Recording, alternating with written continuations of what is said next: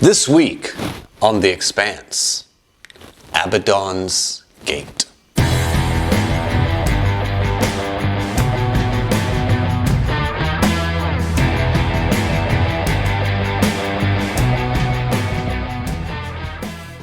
This will be a spoiler-free review. We are now on book 3 of The Expanse, so mild spoilers for anything that, any of the prior books. I'm going to attempt to keep everything pretty much spoiler-free because this is so new and because it is so popular, but just by the nature of the beast of me having to talk about this book, something that I say might obviously spoil your other 2 books. So if you haven't read those, go do so. And if you don't have no intentions of reading them, then why are you here? Anyway, so we're going to start this video the same way we start all of the other videos. Right up top, I always want to get off that these are extremely good books. They really are. They're very well written. They're very well... Because you're going to probably get sick and tired of me saying it, but consistency and pacing, consistency of writing and the pacing of these books is just unparalleled. And I like to get that out right up front because especially as we go on, I'm going to start to just rant about the shit that gets on my nerves in these books because, and here we are now on book 3. And we are now 3 books, 1,500 pages or so, 16, 17, I don't know, into a book series. And the consistency, I mean, the books don't even falter in the number of pages that they have. They go between like 530 and I think 550 or 60, and I don't think they leave that range for the whole series.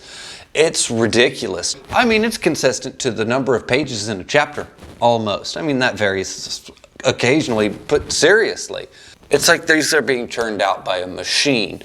That's how consistent they are. And they're good. And the amount of skill that it takes to nail that, I don't want to understate at all, ever, because it's impressive. I'm impressed.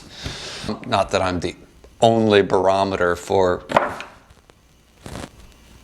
people's capacity to be impressed. That's not what I meant. But anyway, this time around we have an all-new cast. Again. So the first time around there were only 2 point of views. And we killed half of our point of views. So we had to introduce new ones. So now that we have introduced new ones in book 2, what do we do with those characters in book 3? They're gone. They don't exist anymore. We just introduce an all new set. And in book 2, we had the revolving door of 4 people instead of just 2.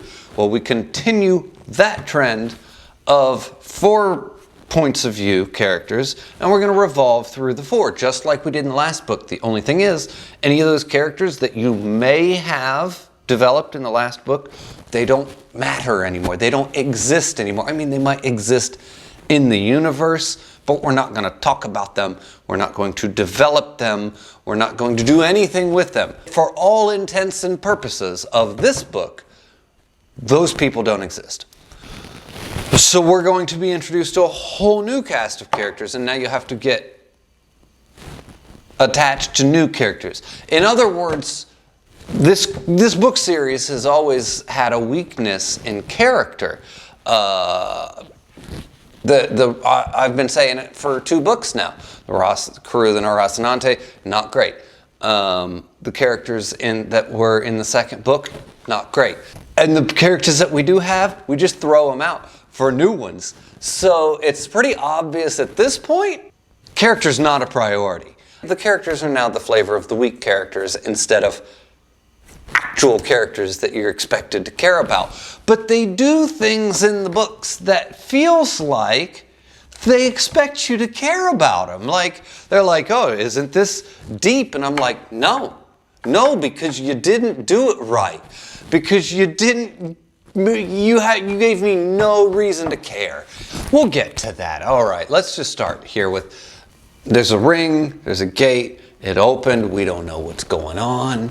But we're gonna send, it's like there's like the missionary ship that's filled with religious figures of all different faith. And you're like, oh, okay, all right, this is interesting. This is a trope that is done quite often in science fiction, because the key word in that phrase being science. And you throw in a religious, the priest or the minister or the whatever, and then you play off that duality and you have that collision of science and religion, or the science struggling to keep up with the faith, or the religious person struggling to make sense of the science. Because a lot of people in the world those ideas don't tend to blend well, and it creates a nice tension or a nice something. You can end up with a really nice message. The religion can influence the science, and or the scientific mind can be swayed by the religious because it wakes something up in the scientific, or the scientific illuminates something for the religious that they just weren't able or willing to see. They can have some type of revelation. They can have a coming together. They can have a falling apart. There's so many things, and there's something to be said about that, which is why it happens so frequently in science fiction to have that strong religious figure in the scientific future of some kind and have something profound happen.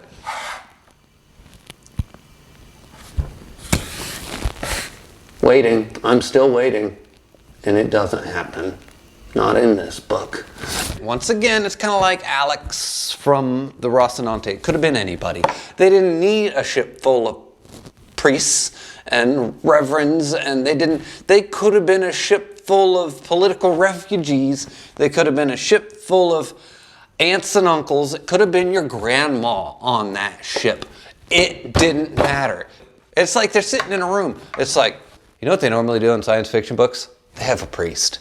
Normally they have a priest, but I have a better idea. We could have like a whole ship full of everyone. They could be all of them. They could be priests. They could be reverends. They could be ministers. They could be Baptists. They could be Methodists. They could be the whole shebang. Oh my God, dude, you're the smartest man ever. But then we don't do anything with it. And none of it matters.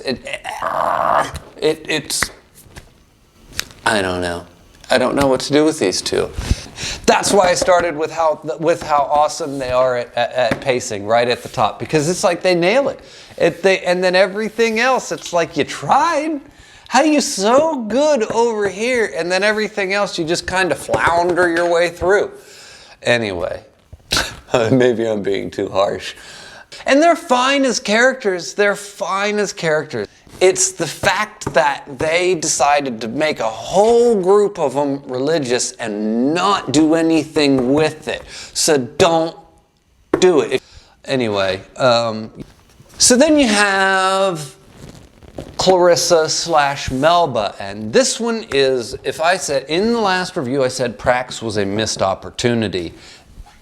That is Clarissa in this book. She is this book's missed opportunity. As much as I just ranted about the last group of people, Clarissa / Melba should have been this book's just bam, gotcha, hook, line, and sinker.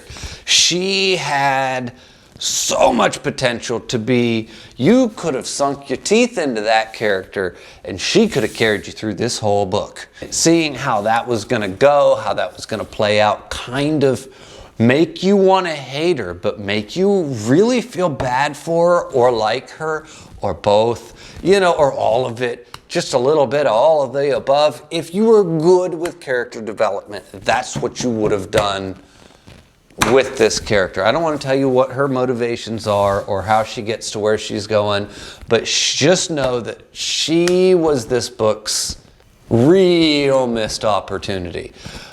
She's the one that's going to end up being in situations with other characters that they feel like when they do the situation, they're like, it feels like they wanted you to care, and you're like, you didn't do the legwork, dude. You didn't do the character work to make me care. So it's just more subpar character work on the part of James S.A. Corey.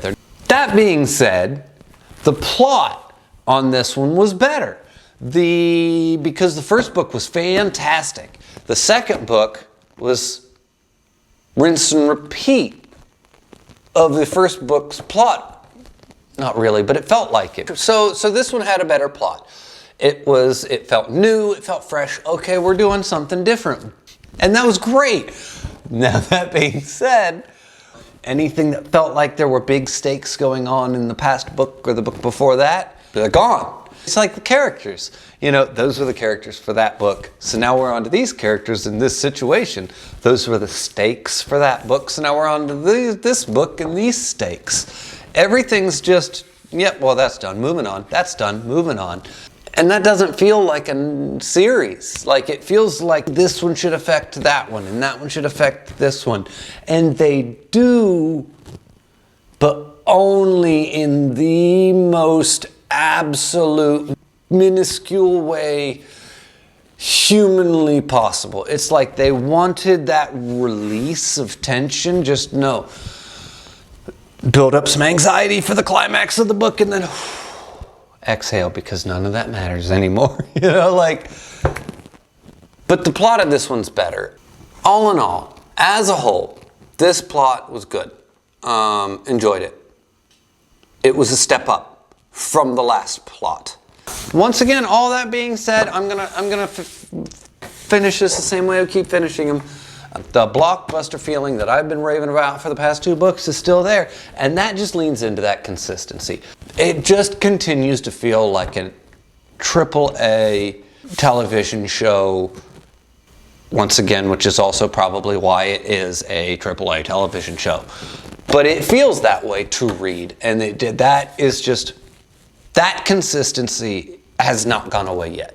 I'm just going to have, considering everything, considering the characters, considering, even though the plot got a little bit better, the lack of character and the lack of stakes and the lack of real development, but it continues to maintain that really breakneck pacing, super impressive consistency of style.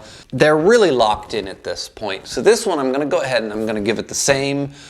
I went from a 7 point. I dropped a little bit in rating from week 1 or book 1 to book 2, but this one's going to stay pretty solid at 7. So I'm going to leave this one right at the same rating that the second book got, and we're going to go ahead and we're going to call it a 7.